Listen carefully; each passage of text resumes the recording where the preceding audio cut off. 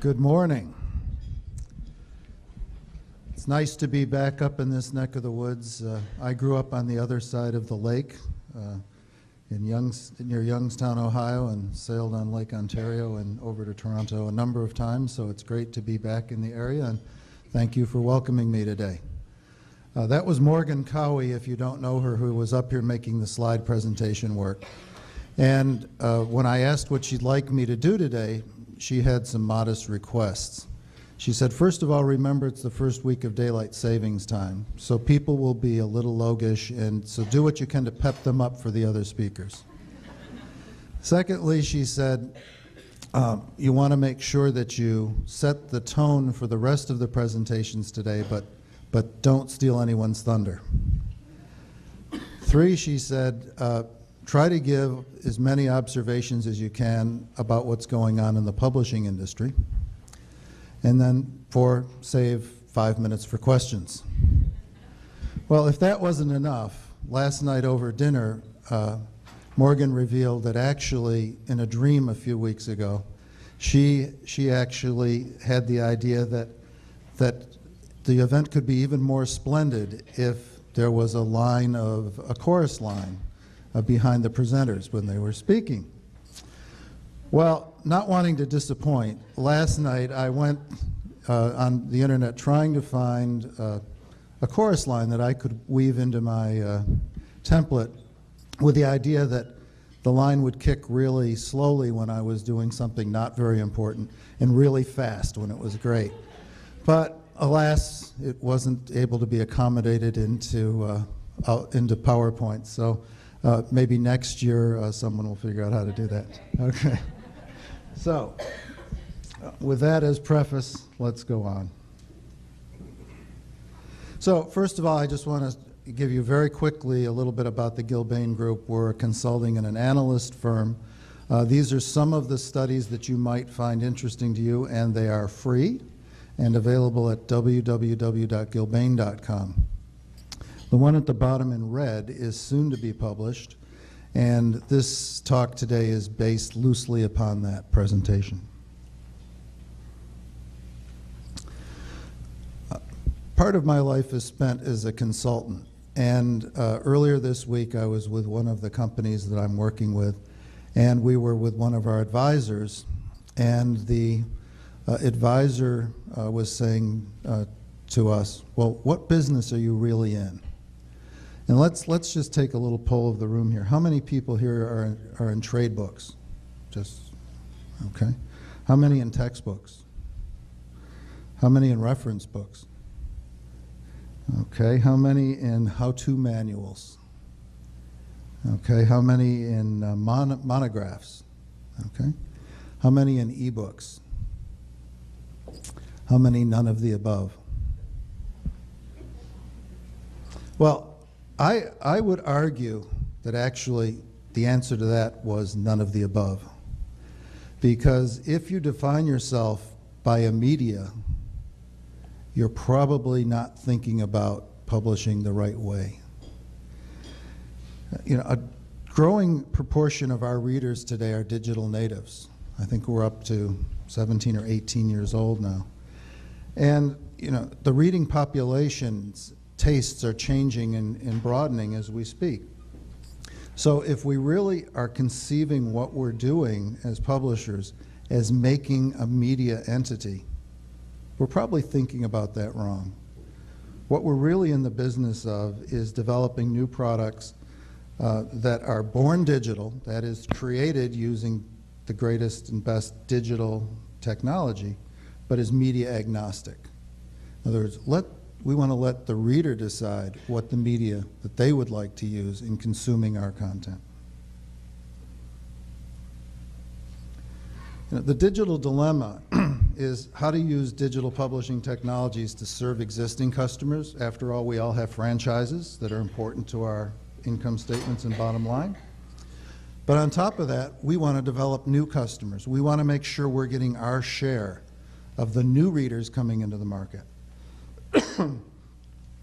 We want to be able to make and market our products excuse me, more efficiently. But more importantly, We want to create innovative new products designed for all of our customers' media preferences. So really, what is your product? You know, it's important that you redefine your products before your customers or entrepreneurs do. Anybody here in school publishing? Okay. Well, a colleague of mine just sent me an article about the state of Indiana social studies adoption. And publishers, it's a good-sized adoption. Publishers submitted their social studies program for the adoption. And upon receipt of those programs, the state official who was working on it commented that they all met the minimum standards that were required for the adoption, but none of them were engaging, interesting, or even supportive of learning. Wow. Now, anybody who's been in school publishing knows that the state is not entirely blameless for that because they put out a set of specifications. But nonetheless, think of the indictment of, you know, them saying that they're really not engaging our students. So what did they do? In fact, instead of defining a textbook as that printed thing that we all grew up carrying back and forth to school, the state actually redefined the textbook in the state as a systematically organized set of materials of all media formats and features. The customer actually redefining the product for the publisher. Pretty interesting. And then, you know, one of my favorite expressions is create value, not books, or else. This pie chart is a pie chart that a company that I work with has developed to talk about the higher education publishing market and, you know, how the $10 billion spent, or in this case not spent, on higher ed learning materials breaks down into categories. You'll notice in the dark blue, that's $3.1 billion of 10, or 31% of the students are actually using a book done by, sold by a publisher. 4 billion, or the light blue, is used textbooks. But the sort of aqua is $2 billion of students who are using nothing. They're finding something else to do. And, you know, what they're saying in that is not that we're cheap, because students are very willing to pay for things that have value, but that the book is not getting the job done for me. And then you see the two smaller ones, the digital and the custom. Those pieces of the pie are growing very rapidly, both over 25% per year, because they are doing a good job of meeting customer needs, and they're, while not perfect, are moving in the direction that customers want them to go. So now I'm going to talk a little bit about some of the overall trends that I think are going to be covered at the conference, sort of lay them out for you a little bit, and then let the rest of the presenters today give you some ideas of how those will fit. First big trend is that blockbusters will continue to be big, but content consumers' tastes are getting broader and deeper. And what do I mean by that? Well, you know, when I think about my youth growing up over in Buffalo on the other side, I think we had 4 television stations, and then if we got a really great antenna, we could pick up some of yours here in Toronto. And that, we thought that was great. That brought us up to 6 or 7. Well, as we all know now, we have cable TV or satellite and have hundreds and going to thousands of choices. And of course, with the internet, with things like Hulu and other services like that, and certainly YouTube, the range of content available in video has just grown to enormous proportions. Then that's had 2 effects. One is it's diminished the audience for the big blockbuster broadcasts, but it's also demonstrated that people are looking for things that really appeal to their personal specific needs. And the same thing's happening with news. I mean, every day we read about another newspaper that's in trouble, another newspaper that may be closing. And we've learned recently that the number of hours spent reading blogs now is more than double the amount of time spent reading newspapers.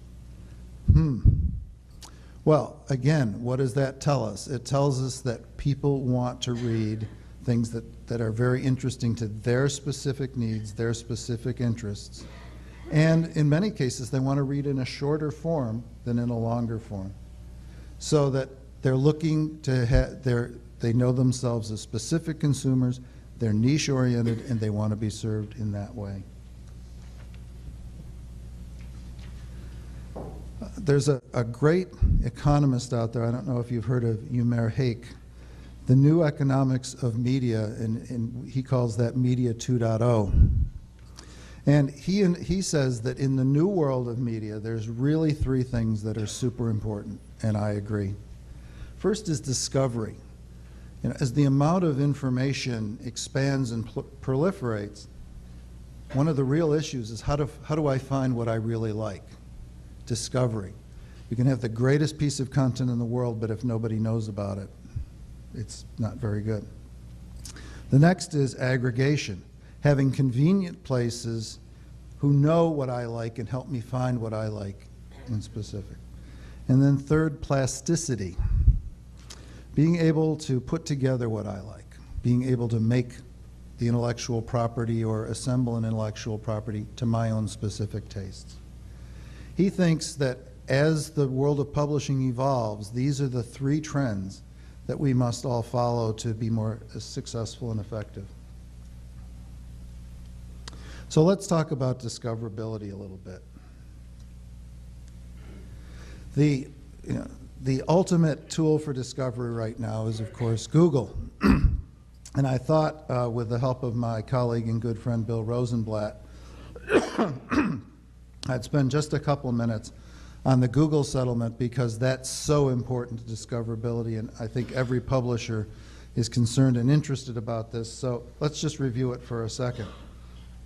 And Google has agreed to pay $30 million to establish a books rights registry.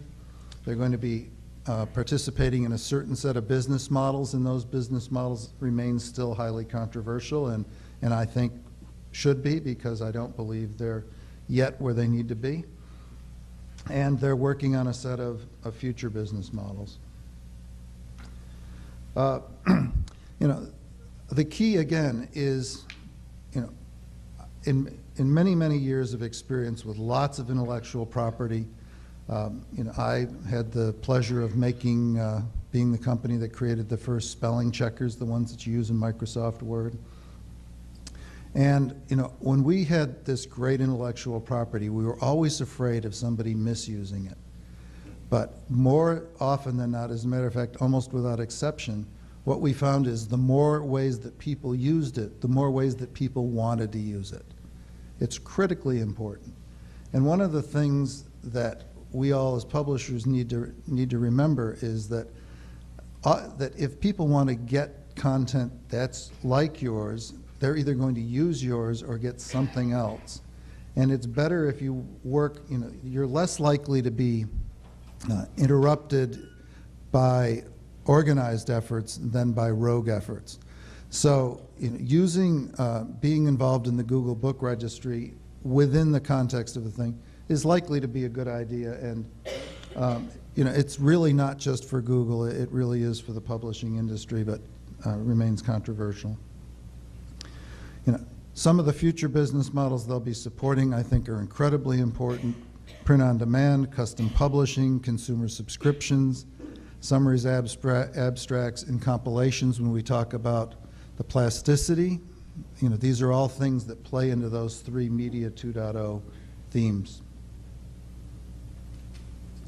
So, and of course, for those of you who aren't all about discoverability now, we know that widgets, for example, are a great example of discoverability. The Random House widget's a great one. Here's their Eragon widget, just that makes it portable, that can go on everybody's websites. Author websites are becoming critical to everything. Not just flat websites that talk about the author, but websites where the author and the reader are in dialogue and where they're sharing ideas and interests. Reading communities.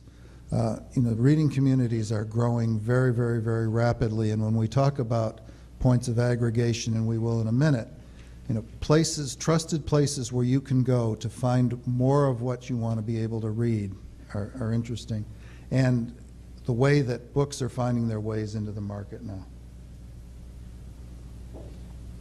So the question, how many of you were at O'Reilly Tools of Change? Well, that was an outstanding conference, and I think one of the foremost questions during that conference was DRM. What should the stance be on DRM? Is our content being used or is it being abused? And certainly I think all of us would agree that DRM today is easily defeated and probably causes more pain to our reader than it does security to our intellectual property. And when we think about it, who really benefits today? The author, in theory, the publisher, if it works, the reader, probably not. Amazon? Absolutely, right? I mean, if you're trying to establish Kindle as a platform, you probably would like to have DRM wrappers on the intellectual property on that work only on a Kindle. That's certainly the iTunes approach. So we think the debate will continue, and I think over time there may be different ways of trackability or different ways of enforceability, but certainly none of us want our intellectual property to be used without fair recompense. On the other hand, we want our intellectual property to be used to serve our readers and serve them effectively. So aggregation, again, how do we go to places that we can trust and be able to find the information we need? So where are good places to go? And I know there's other folks in the room, I'm just using these as examples. But certainly online bookstores, Amazon, of course, has proven to everybody that there's a huge benefit to having a very, very large place to go with lots of reader viewpoints integrated, with lots of variety and lots of guidance. CourseSmart, the U.S. Service offered by the major publishers for higher education digital textbooks, again, is doing very, very well in the United States, exceeding its plan and serving students very well. Aggregation sites, one of the fastest growing areas, of course, used book aggregation sites. Places where students can go to find the very, very best deal and the lowest price on their textbooks. And then, as I mentioned before, reading communities, places where opinions and recommendations are aggregated so that we can make better decisions about what we can read. Okay, next thing we think is building and growing rapidly. Custom. So what's the rationale for and why do we think custom is going to be able to grow and flourish? Well, first of all, content's overabundant. There's just way too much content out there that isn't finding its way to market right now in traditional forms. So that there's a big opportunity for people to take a lot of pieces of content and weave those together into things, textbooks or personal collected books that really meet exactly what they want. And this can be text, photos, video. There's tremendous amount of open content available. Think about the amount of content available in Creative Commons, the amount of content in public domain and available on Google search. The technology's there. I know there's going to be several great sessions today about XML and its importance in the creation of content. It's also really important in the storage of content. The various content management techniques, there's a whole track on that today. I was over dinner last night told to really plug that track. It's going to be great. XML is never going to be more exciting than here today. And That's something to see. He said they're going to run up to the drinks, just raving about XML. And I guess there's an XML teeny or something. I don't know. Page layout and assembly, and certainly print on demand. We'll talk a little more about that. So, custom applications. What are things that are screaming to be custom? Textbooks, school and higher ed books, and personal editions. Have any of you seen the company Shared Book? Shared Book's a really cool company that allows you to take content that you like, and add your pictures to it. It can be about a vacation trip. It can be your personal treatise. It can be something of spiritual value to you. Put it together and create both a digital book and a print book, have it delivered to anybody you want in 48 hours. Very cool. HP MagCloud allows people to create their own journals and magazines and little books instantly, 20 cents a page. So here's just some, I'm going to run quickly through some examples here. This is an example of what you use to create custom courses. This is one that's done by VitalSource. This is one commercially available service, www.connexions.com, a service meant to create college textbooks, open source content. Very interesting. So now let's talk a little bit about new business models. When I was in my early 30s and I was first involved with managing the inventory for Macmillan Publishing Company as director of marketing, my boss said to me that he'd learned something from his boss years ago, whose name was John Davis, and it was very simple. Once you print them, you can't unprint them. And those words stuck in my head. And I had nightmares of books being shredded, and then to make it even worse, there was a warehouse that actually burned the overstock to heat the warehouse. Well, today, of course, capital is tight. We want to be able to make the most out of our capital, and we want to be able to make the most out of every title we publish. So we don't want to put a lot of money into inventory if we can avoid it. We want to be able to print books when they're available for sale, not before. This gives us the opportunity to create more niche titles. I'm sure all of you know about Lulu.com. I had breakfast with Bob Young 2 weeks ago today, I think.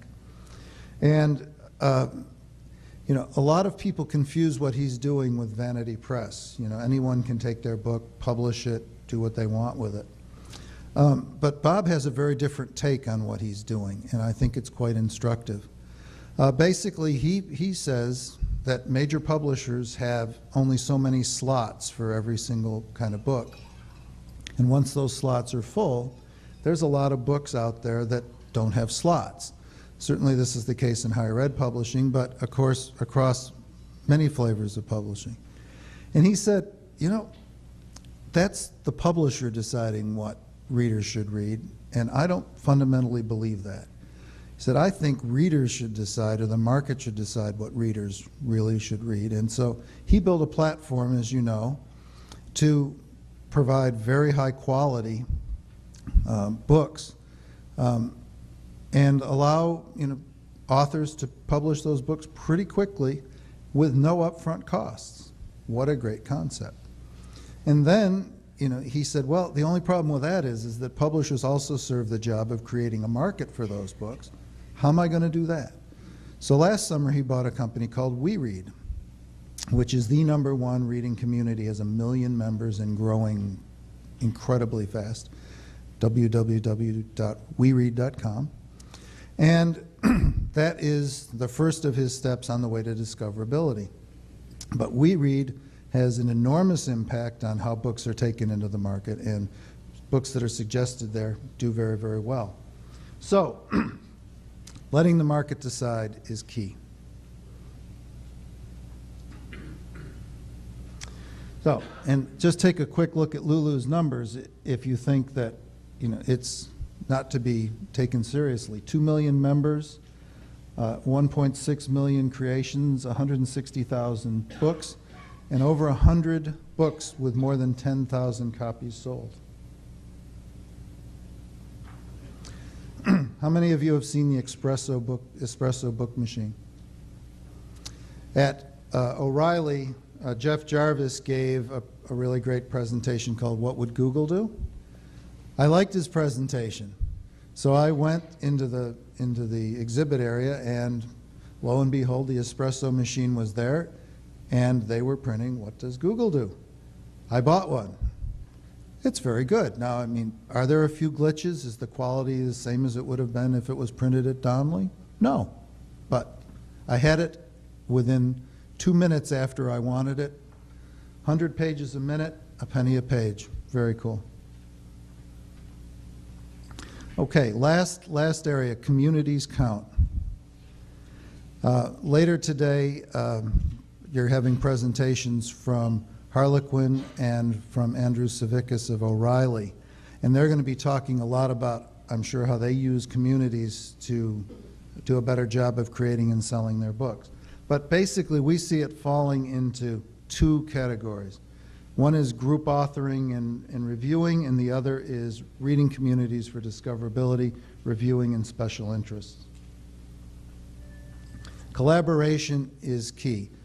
You just simply can make better books when you get the reader involved before you publish the book. Not to steal too much of Andrew's presentation, but actually Tim O'Reilly at TOC announced that when they involve the reader in the creation of their books, they sell more than 2 times the number of books than they do when they use traditional publishing processes. Getting the reader involved, better quality, and creates a buzz. And then communities for generating reader interest, getting people to talk about the books, getting the authors and the readers talking about the books, really, really crucial.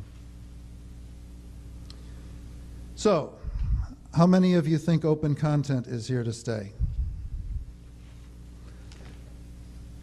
I'll raise my hand.